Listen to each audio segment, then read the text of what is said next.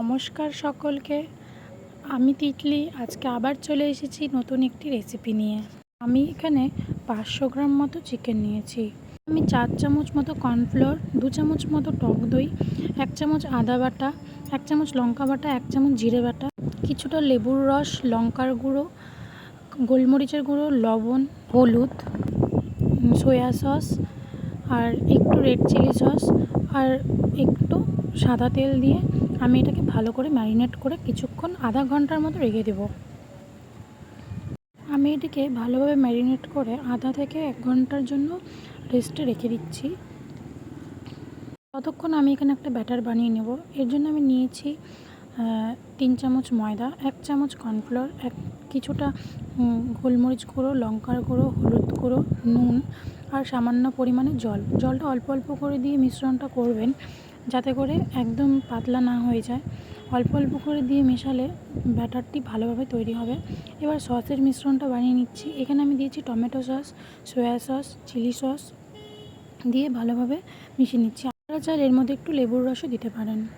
ম্যারিনেশনটা হয়ে গেলে আমি ফ্রাই করার আগে 3টে ডিম ফাটিয়ে ভালোভাবে মাখিয়ে নিচ্ছি। আপনারা চাইলে আগেও দিতে পারেন, কিন্তু আমি পরে দিয়েছি ফ্রাই করার আগে।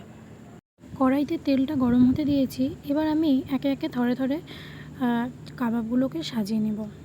আমি এখানে নারকেল কাঠি ব্যবহার করেছি। আপনারা চাইলে বাজারে স্টিক কিনতে পাওয়া যায়, সেটাও ইউজ করতে পারেন। আমি তখন পাইনি, তাই জন্য আমি নারকেল কাঠি ব্যবহার করেছি। দেখতেই পাচ্ছেন একের পর এক থরে থরে সাজিয়ে নিচ্ছি। এভাবে করে সবগুলো আমি বানিয়ে নেব। বানানোর পরে এগুলোকে তেলের মধ্যে ভালো করে ফ্রাই করতে হবে। এখানে পেঁয়াজ আর গ্রিন ক্যাপসিকামটা ইউজ করেছি। আপনারা এখানে রেড ক্যাপসিকাম আর ইয়েলো ক্যাপসিকামটাও কিন্তু ব্যবহার করতে পারেন। আজ আমাদের এখানে প্রচুর হাওয়া চলছে বাইরে, সে কারণে ছাদে এসে রেকর্ডিংটা করার পরেও কিন্তু ভিডিওর মধ্যে প্রচণ্ড হাওয়ার শব্দ শোনা যাচ্ছে। সেই জন্য আপনাদের একটু সমস্যা হতে পারে। ঠিক আছে, এবার দেখুন আমার কিন্তু একের পর এক স্টিকগুলো রেডি হয়ে গেছে। এবার আমি ব্যাটারের মধ্যে ভালোভাবে এটাকে ডুবিয়ে তেলের মধ্যে ফ্রাই হতে দিয়ে দিয়েছি।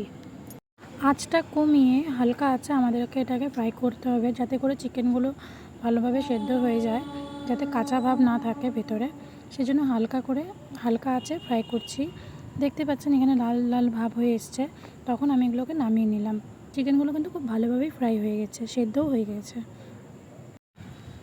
নামানোর পরে এবার একটি প্যানের মধ্যে আমি একটুখানি সাদা তেল দিয়ে, আপনারা চাইলে বাটারও দিতে পারেন, সাদা তেল দিয়ে এর মধ্যে যে সসগুলো বানিয়ে রেখেছিলাম সেই সসের মধ্যে একটু হালকা করে টস করে নেব কাবাবগুলোকে, তাতে করে টেস্টে দ্বিগুণ হয়ে যায়। খুব হালকা হাতে এটিকে টস করতে হবে, যাতে করে চিকেনগুলো কাঠির থেকে বেরিয়ে না যায়। সেইভাবে করে করবেন। দেখতে পাচ্ছেন এটি কিন্তু একদমই তৈরি হয়ে গেছে। এবার এটিকে আমরা নামিয়ে নেব। আমাদের এই সুন্দর রেসিপিটি একদম রেডি। আপনারা চাইলে বাড়িতে একবার ট্রাই করে দেখতে পারেন। আমার এই ভিডিওটা যদি আপনাদের ভালো লেগে থাকে তাহলে অবশ্যই একটি লাইক এবং সাবস্ক্রাইব করে দেবেন। ফিরে আসবো নতুন একটি ভিডিও নিয়ে। Thanks for watching.